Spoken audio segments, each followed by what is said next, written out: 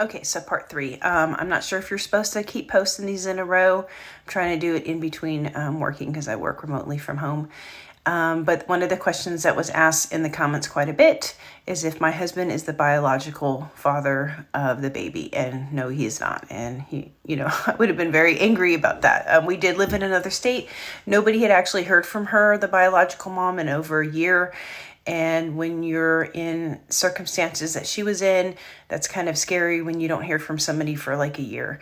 So he is not the biological father. At this point, CPS got involved, and a gentleman had said that he was the biological father of the baby. He is the same gentleman who they had cases with CPS in the past. So even though there was no DNA, they decided that they had to take this case and put it into CPS system.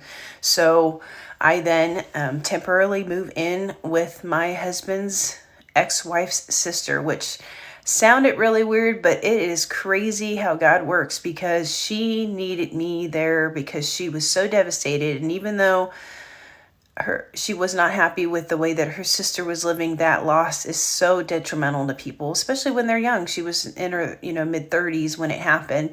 And so I'm really glad that I got there and her and I got to bond. If I told people that I was staying with my husband's ex-wife's sister, planning to adopt her baby, it sounds weird, but it was oddly comfortable and very peaceful, because my husband had my other kids, so only having one versus like 5 was almost like a little vacation. And so we had the baby, and we had to wait for a court date for them to put in a court order for a DNA test. So time was going on, and we decided to sell the home we were living in and move to that other state, because we knew at this point, in order to really adopt him, because now he was going to the system, the baby was, and we had to now get licensed to basically foster him, to adopt him.